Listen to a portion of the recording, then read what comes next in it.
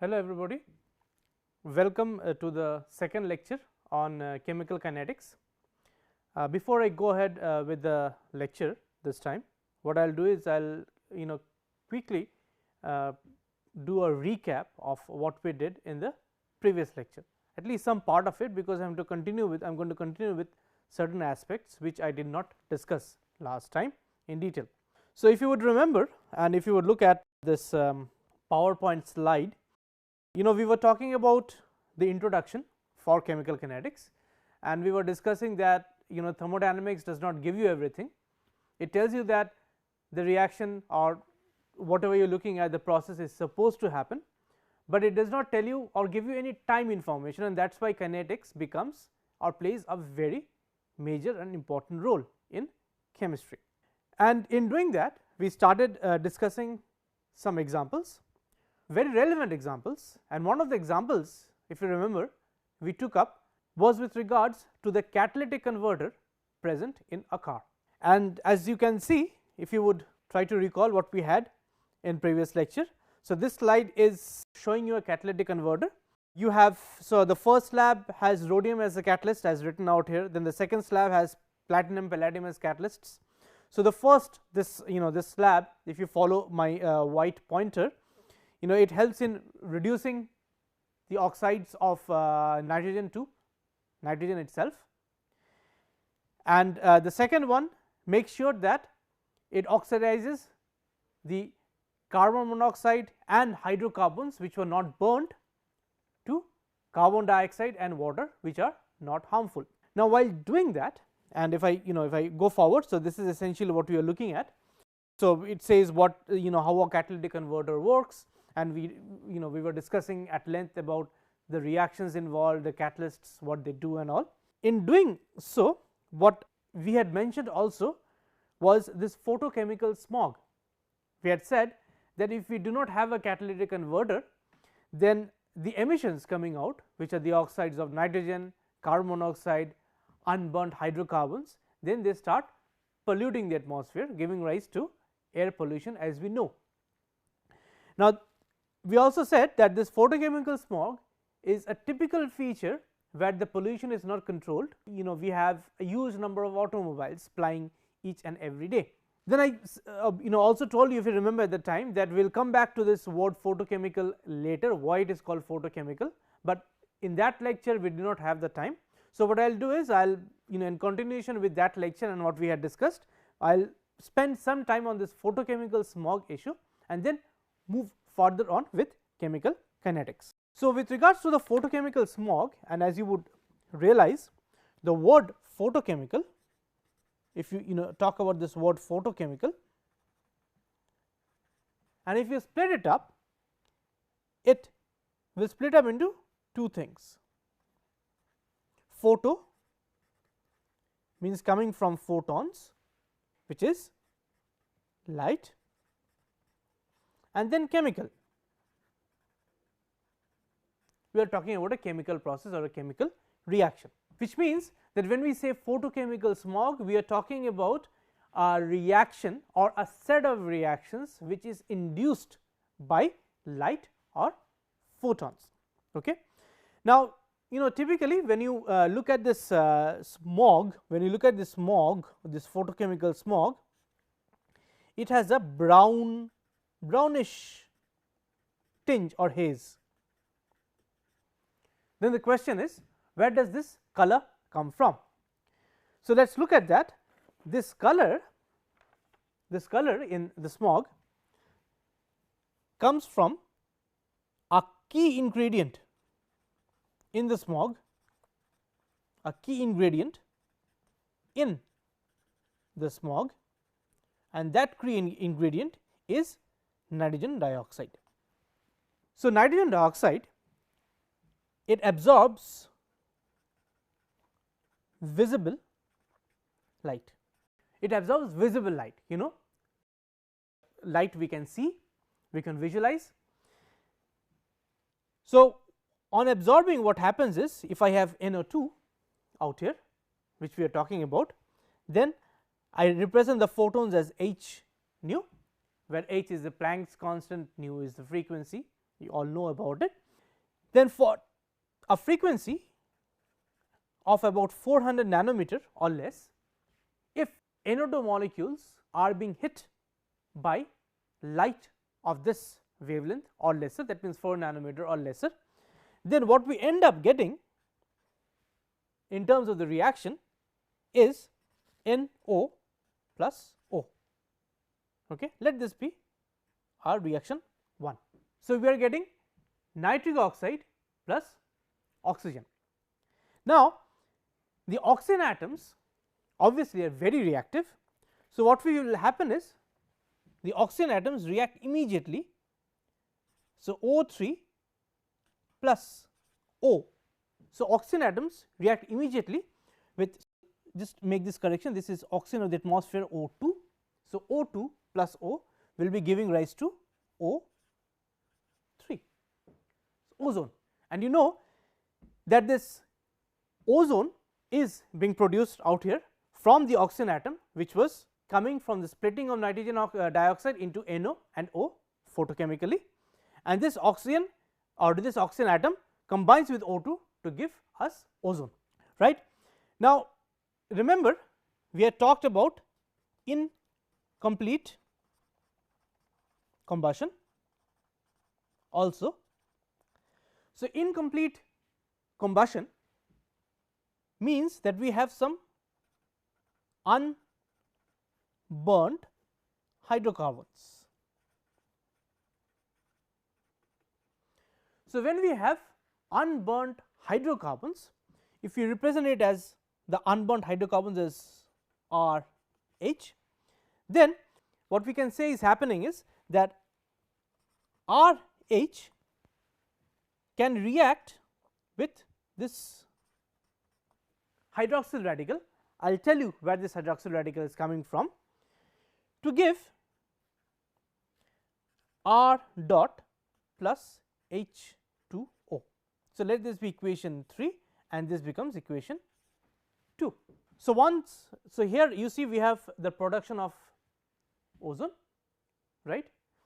Then we have this incomplete combustion, because of which we have these hydrocarbons which were not burnt, which passed through to the atmosphere, and this RH then combines with or reacts with the hydroxyl radicals in the atmosphere to give rise to this R dot radical plus H2O.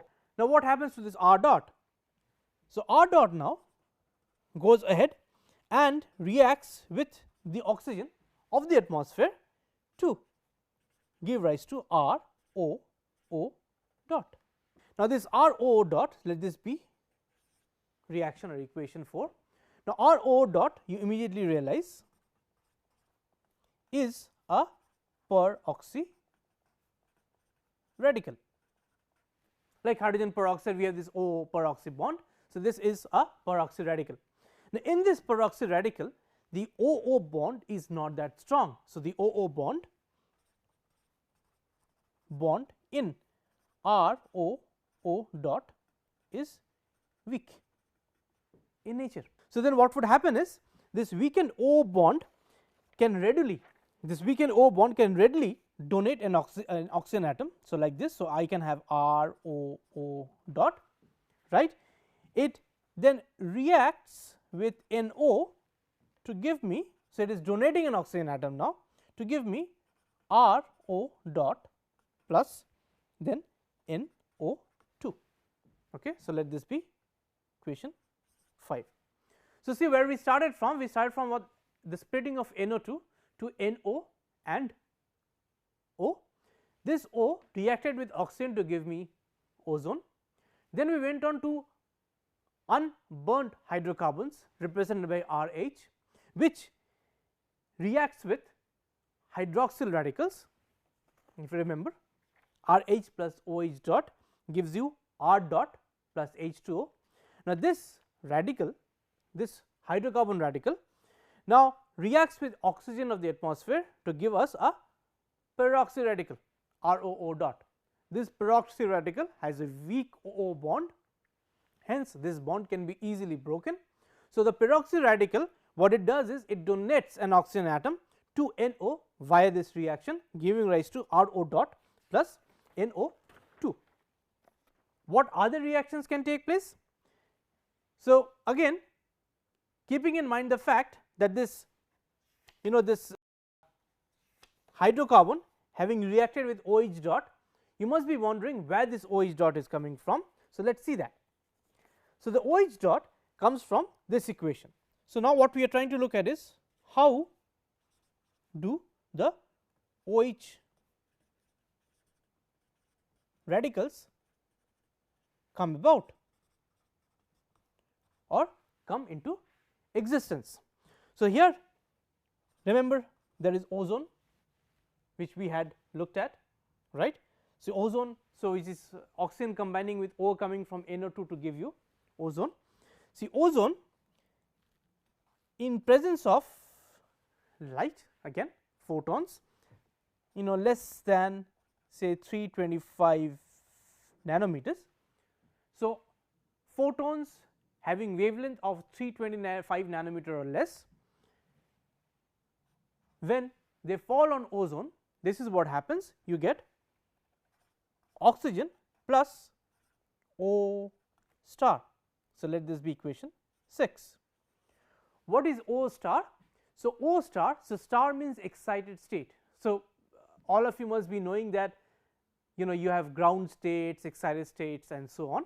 So, this O star represents the oxygen atom in the excited state.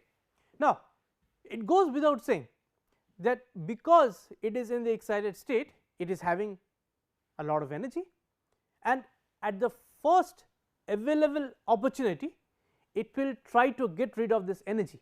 That means, it will try to react with something. How does it do it, or what reaction does happen after this?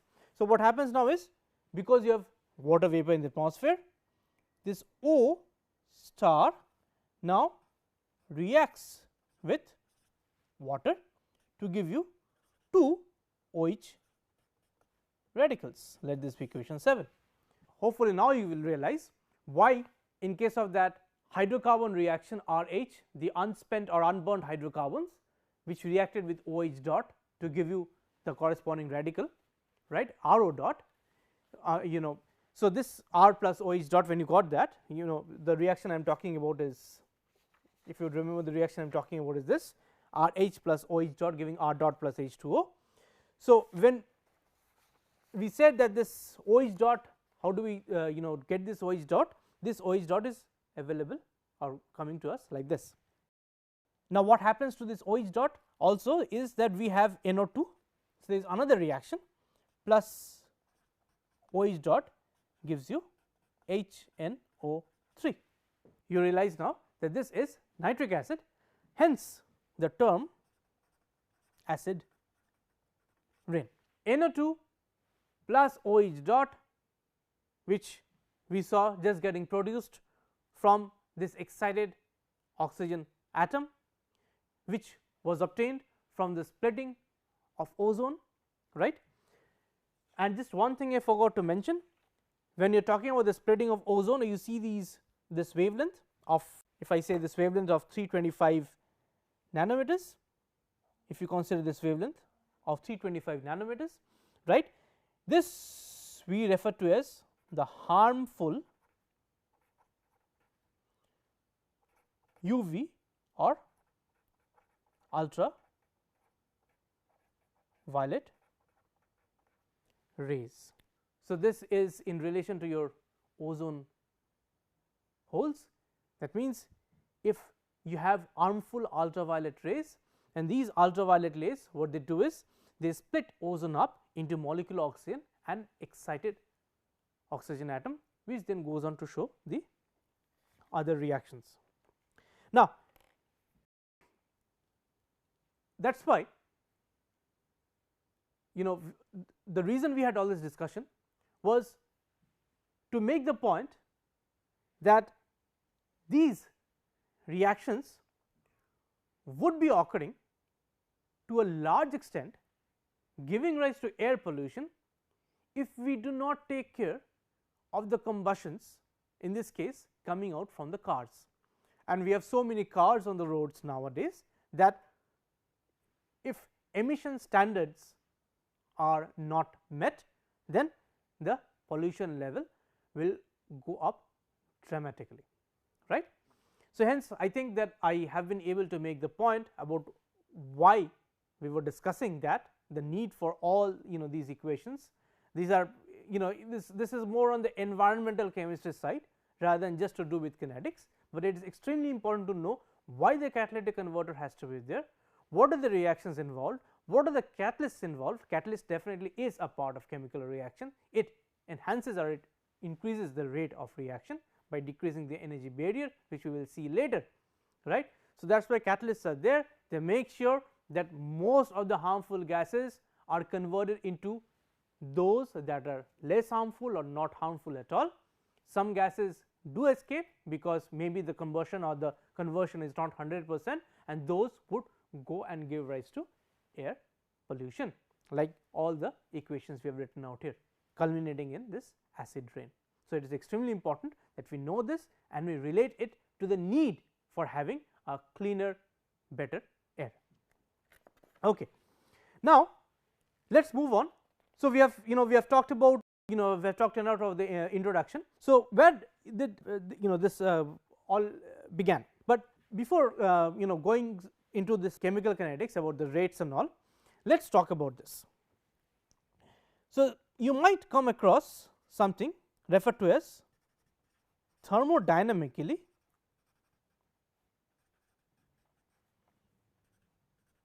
unstable, but kinetically stable.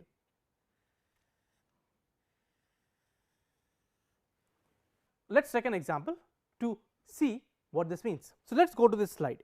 On this slide, what you are seeing is the hydrolysis of ATP, adenosine triphosphate. Now, you can see this adenosine triphosphate, this is the structure of adenosine triphosphate.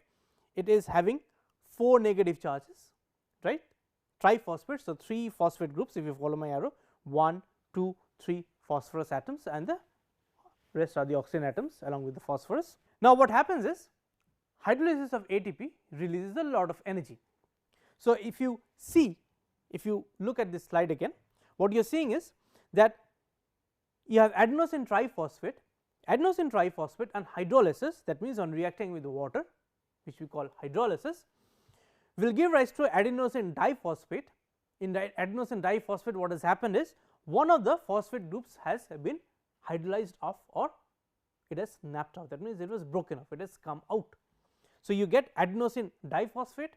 Adenosine diphosphate now has 3 negative charges instead of 4 as was there in adenosine triphosphate, and now this adenosine diphosphate having the 3 negative charges, along with that we have this phosphate, inorganic phosphate, which has come out, and H plus. Okay. Now, if you have to write this in equation form, the way you will write is, so as I say, we were discussing the hydrolysis of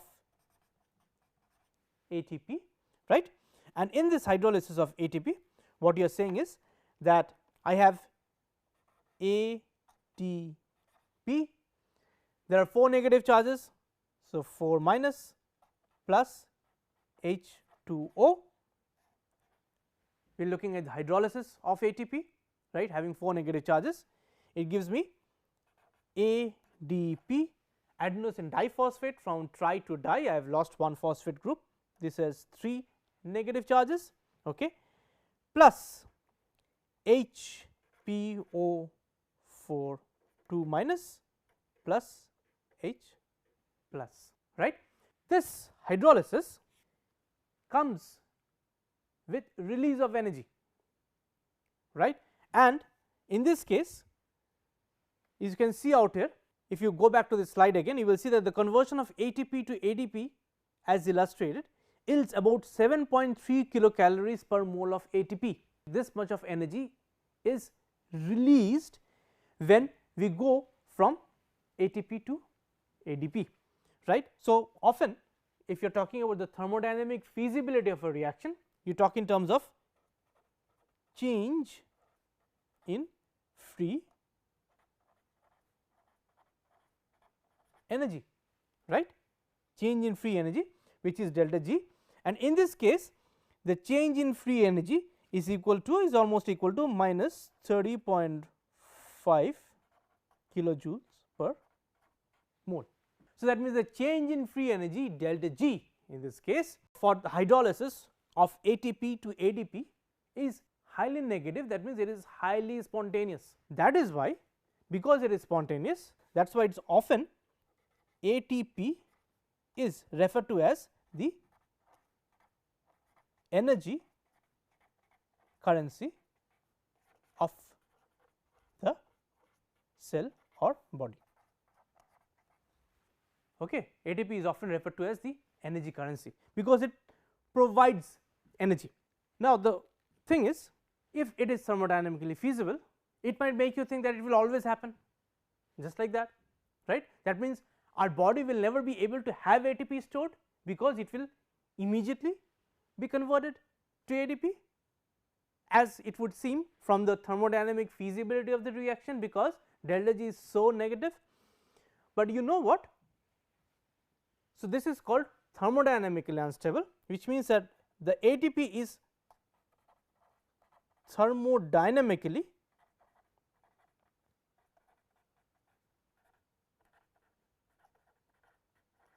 unstable, right. However, the point is that it can be thermodynamically unstable, but kinetically this reaction, this hydrolysis reaction, I can write the hydrolysis of ATP is very slow, right. Hence, we call it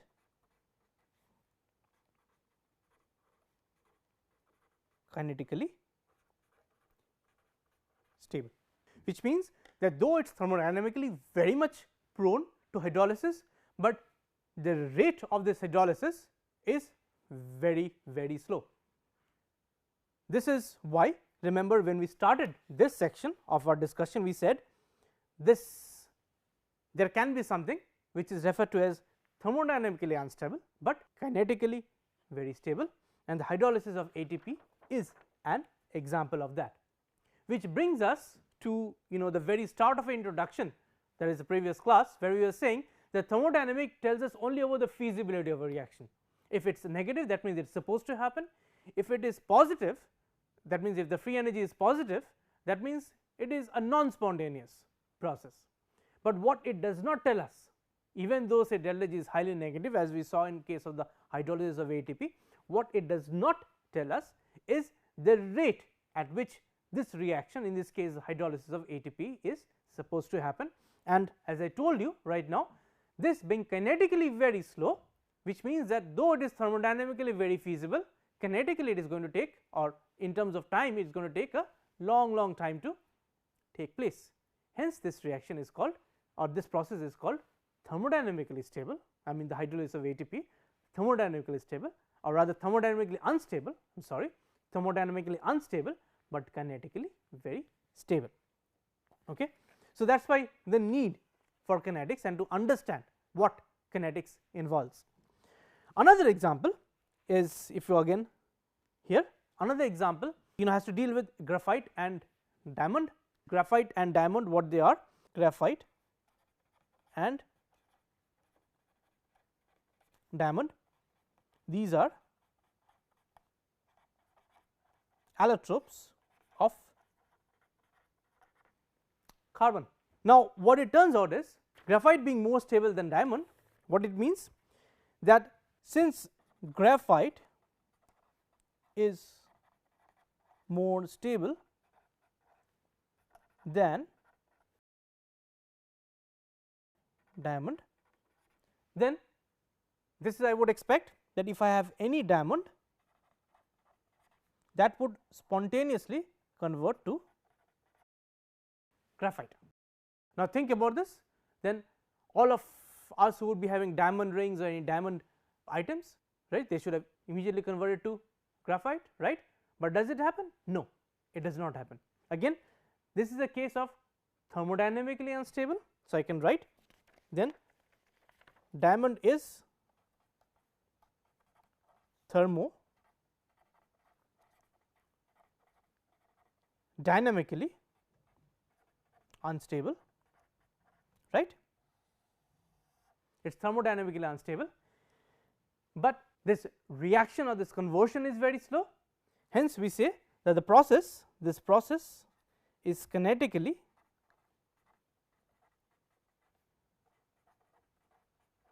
quite stable. Thus, you do not have to worry about this, that diamonds getting converted to graphite. It takes a long time, which, so let me go up. If you look at the slide, you can see that at the bottom there is written this popular statement, diamonds are forever. They indeed are forever, because though diamond is not the most stable form, graphite is. Hence, in terms of the free energy of conversion, this process is spontaneous. Conversion from diamond to graphite has delta G negative, but because kinetically the reaction goes very slow, this reaction is referred to as kinetically being stable. Again, makes us come back to this point again. The thermodynamics only tells us about whether the reaction is going to happen or not. It does not tell us or give us any information about the time involved. Good. So, having made these points, let us now try to go into the kinetics, the formulations of kinetics and so on. Now, what we will start with is say the birth of chemical kinetics, Now, this goes back to as old as 1850, when a person called Ludwig Wilhelmi did something. What did he do? What he did was, he followed the breakdown of cane sugar. He followed the breakdown of cane sugar, or I can write sucrose in acid solution into glucose and fructose. So, Ludwig Wilhelmi was observing a process which involves the breakdown of sucrose into glucose and fructose. Now, what did he find?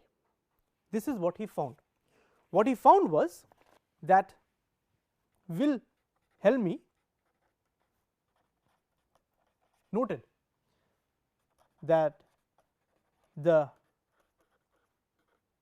reaction rate at any time, the reaction rate at any given time was proportional to the amount of sucrose left. So, again think about the implications. He is saying that after the reaction started,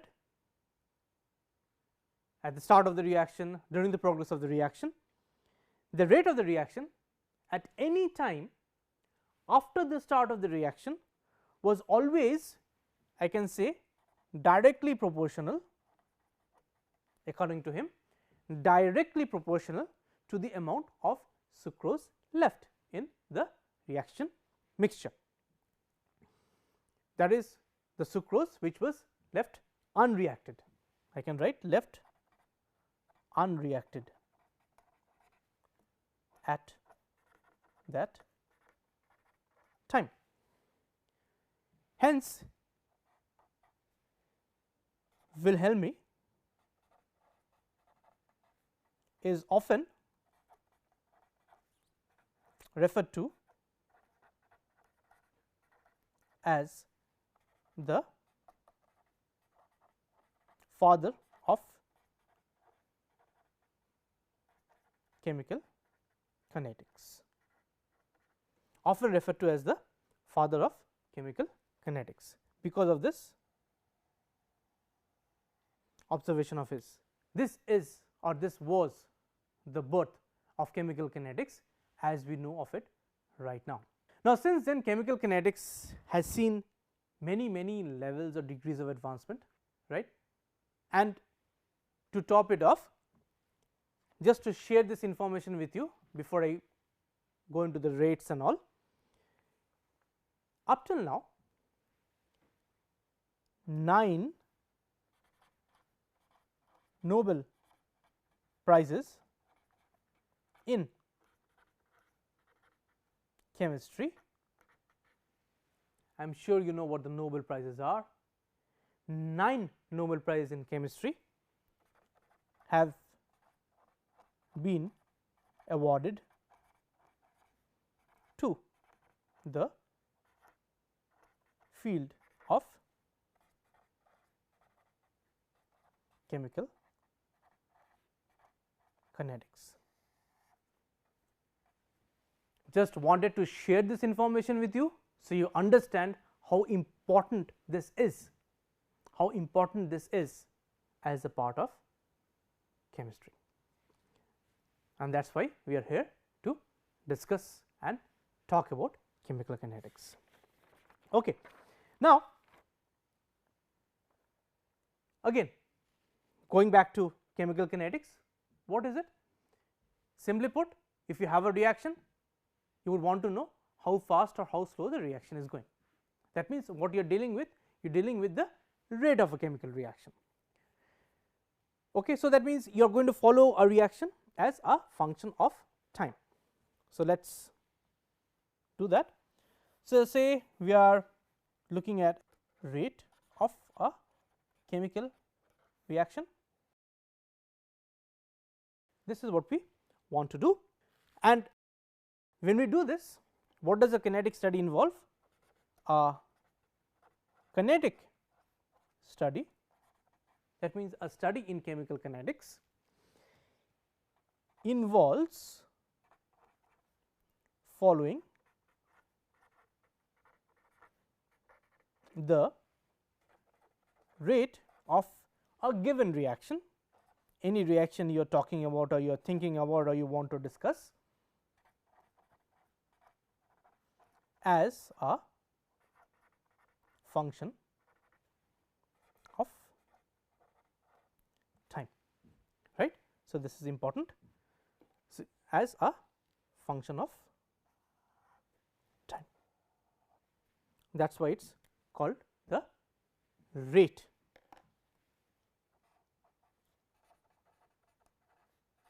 of reaction. Okay, that is why it is called the rate of reaction.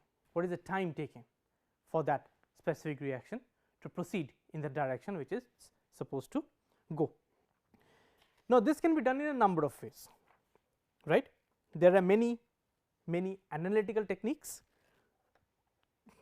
like many analytical techniques exist by which we can measure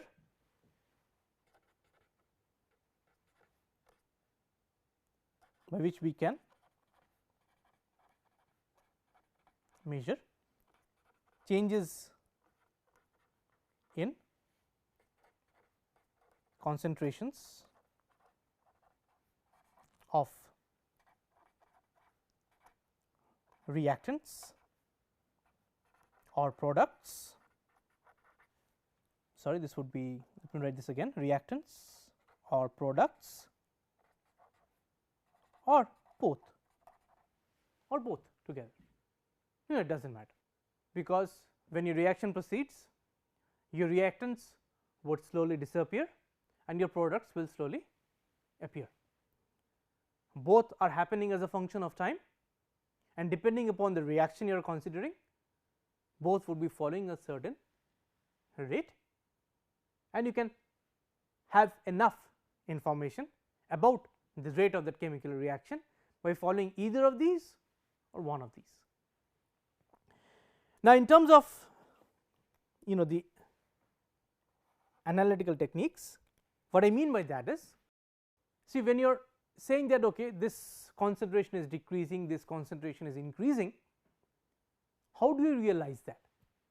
How do you realize that? This realization, or the way you follow the decrease in concentration of reactants or the increase in concentration of products, is typically done through a range of techniques referred to as analytical techniques. The techniques involve, very simply speaking, you can monitor the pH of a reaction, right? You can monitor the pressure changes in a reaction. If your reaction is colored, that means you have color in the reaction, you can monitor how that color changes as a function of time. So, which means, so think about this. Suppose your reactants are not colored, but your product is colored. Then what you can do is, you can say that okay, I would look at the color and I would see how the intensity of that color is varying or changing as a function of time, right. So, this color change is done through spectroscopy, like absorption spectroscopy, or you can also say that okay, I have a reaction where my reactants are colored, but my products are not, are colorless, my products are colorless. Then what you would see is, you would see that you would start with a reaction which is quite intensely colored, and then with the progress of the reaction, as time increases, the color disappears and goes to colorless. So, again, if you would follow this color change as a function of time, you will be having an idea of the rate of the reaction. So, there are many ways. I just told gave you a few examples. So, the examples were like the pH change, right. You can consider pressure change, you can consider change in, this is change in color. All these can be used to follow reactions and determine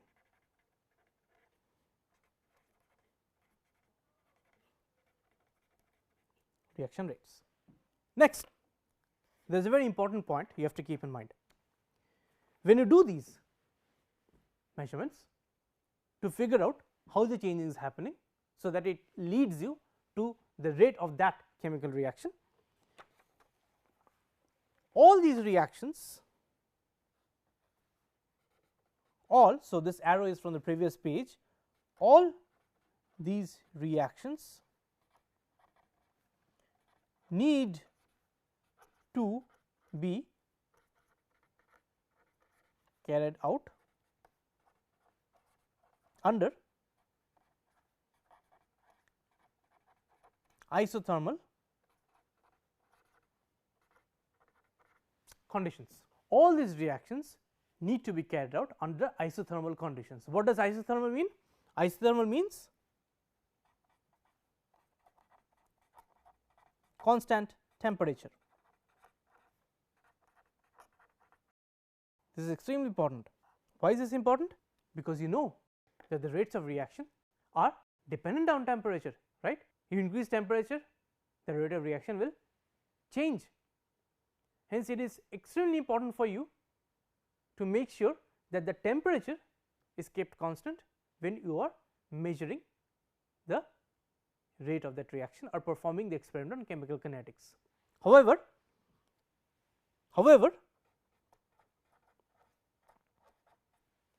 if your idea or if your goal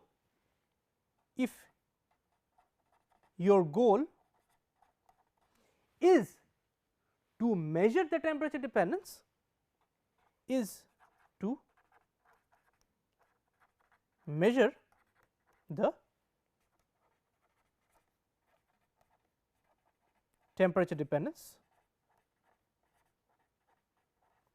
of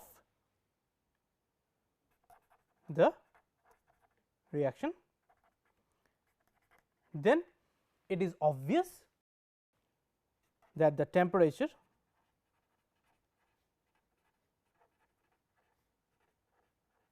needs to be filled. So, then what have we said? We have said some very simple, but very significant things.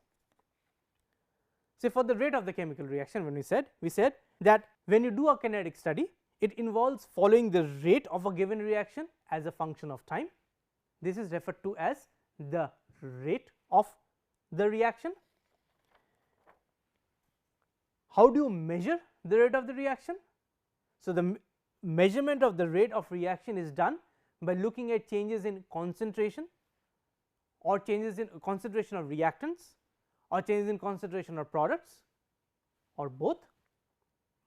How do you measure these changes?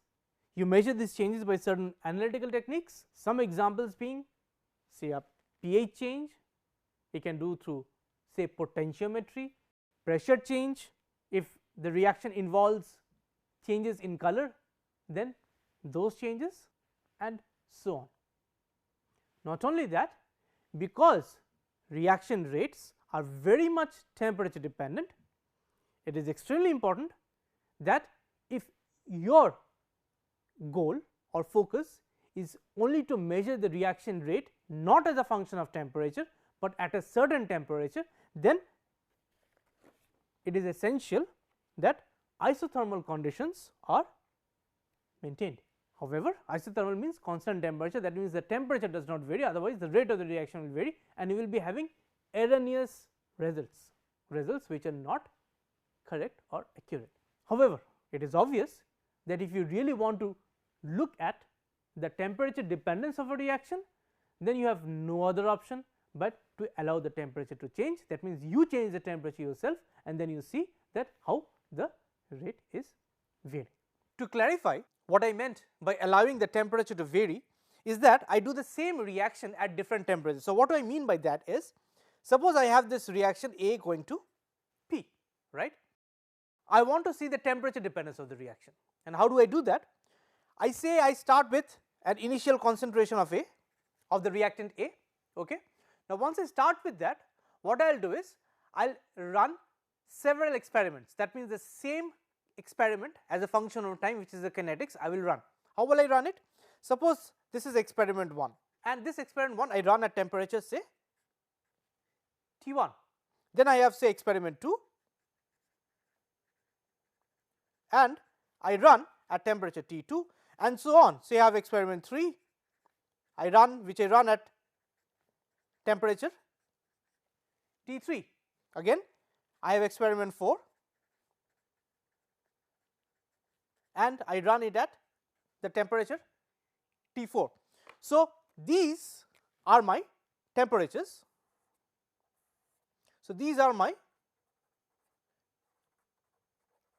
temperatures, right.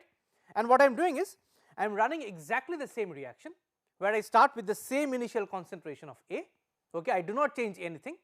I run the experiment multiple times, but what do I do is for each and every run, say experiment 1, which is run 1, the first time I am doing the experiment, say I am doing it at temperature T1, then I do the same experiment at temperature T2, again I do the same experiment, which is say experiment 3 now, but this, remember, this is the same experiment. So, what I mean is that I am just going for different runs of the same experiment. Okay, I am not changing anything else. I am starting with the same initial concentration of A.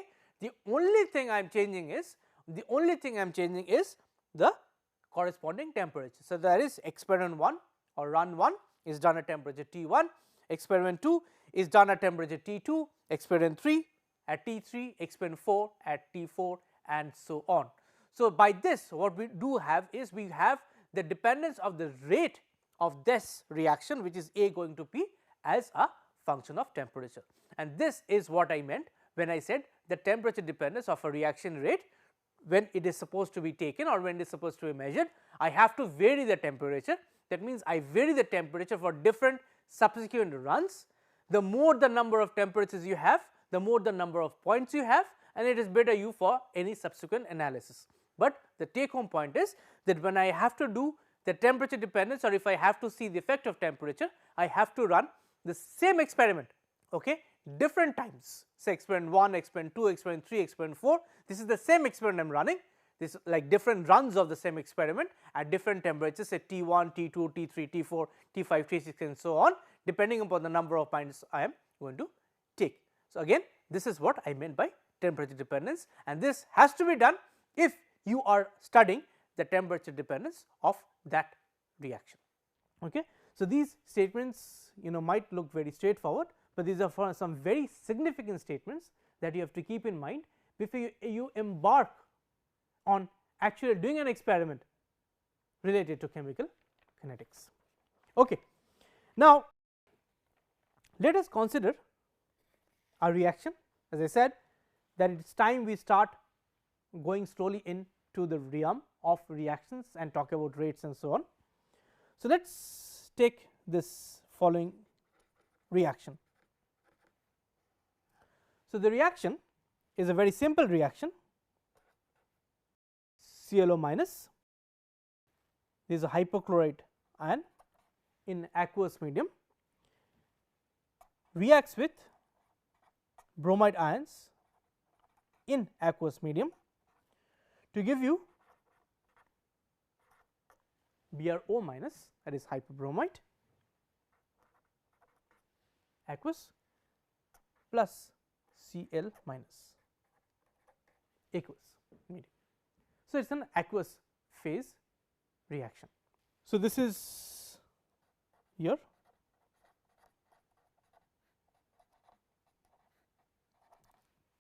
hypochlorite ion, and as we were discussing, we are going to say study the kinetics of this reaction at a fixed temperature of say 25 degrees Celsius or can say 298 Kelvin. So, again as I said, if you are not interested in looking at the temperature dependence, then you have to look at the reaction rate at a fixed temperature isothermal conditions. Those isothermal conditions, in this case we say that the temperature is being fixed at 25 degrees Celsius or 298 Kelvin. So, that no temperature dependence is being brought into question. Okay. Let us just look at how the plot would look. So, this is called, or the one I am going to write now or draw now is typically referred to as a kinetic plot. So, let us see if we can do it well. So, these are my two axes.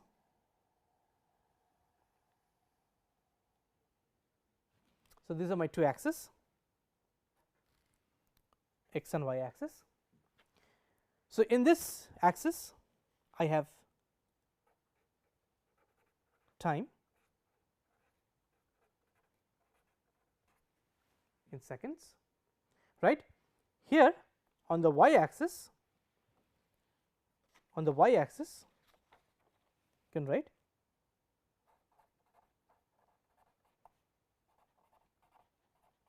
concentration, right, moles per liter, right. For this reaction, as I said, hypochlorite reacting with bromide giving you hypobromite and chloride. Okay. Now, first I will try to use different colors just to make sure that I can distinguish between the reactants and the products. Okay. So, first just let me draw this.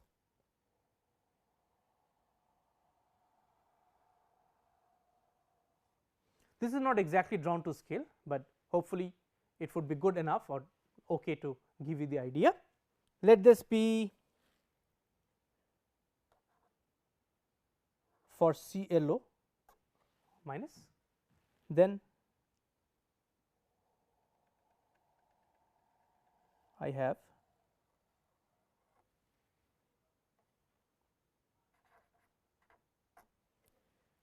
Br minus,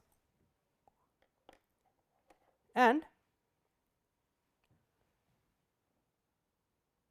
I have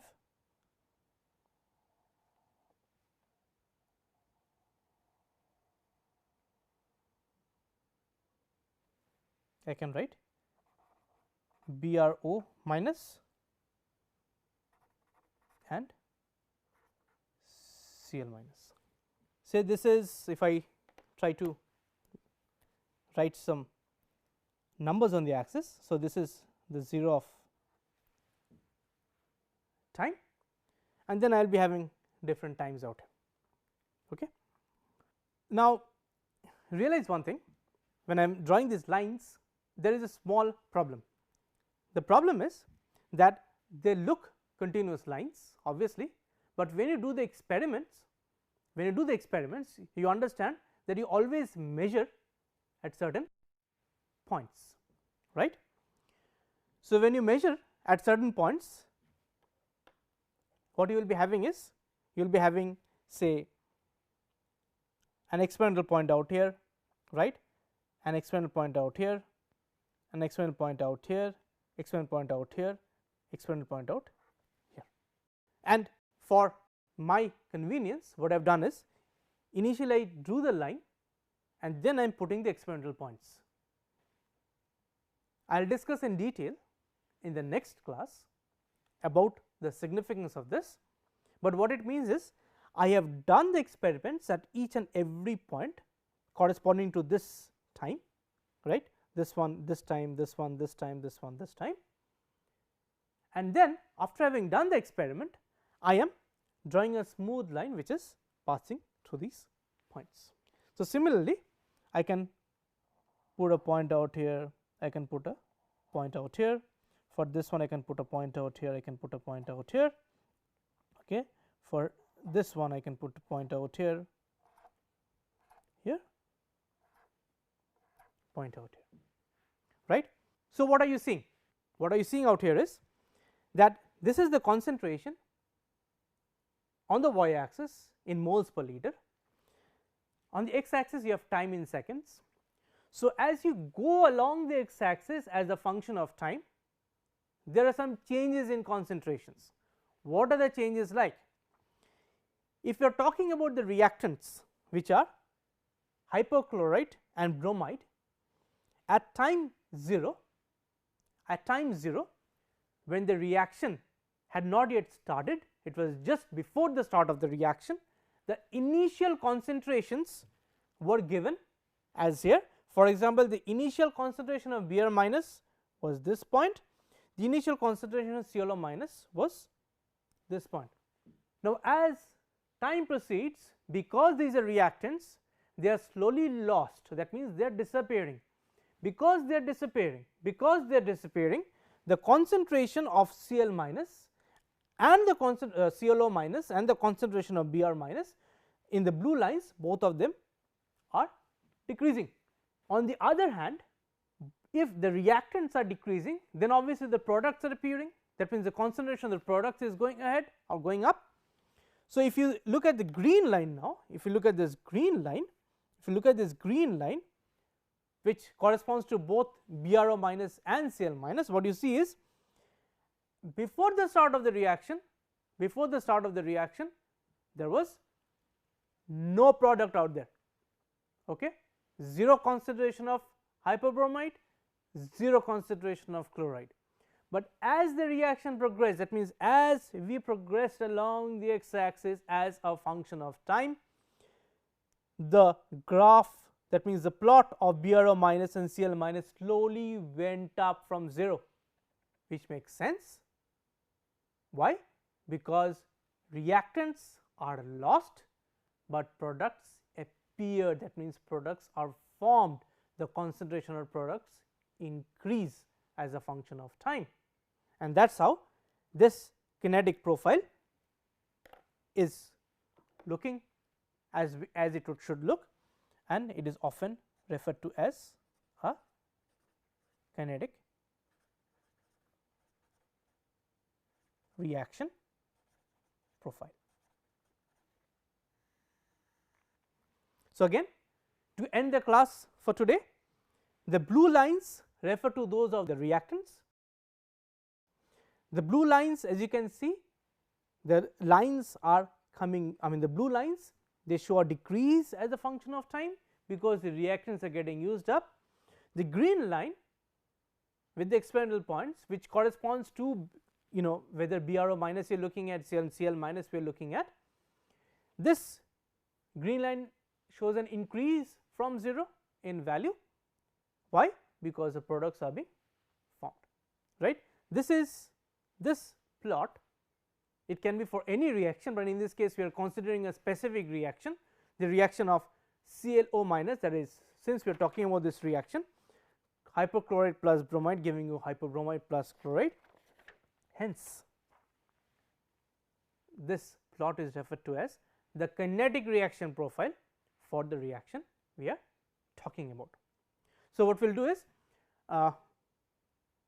we will from here we will start the discussion in our next class. Okay.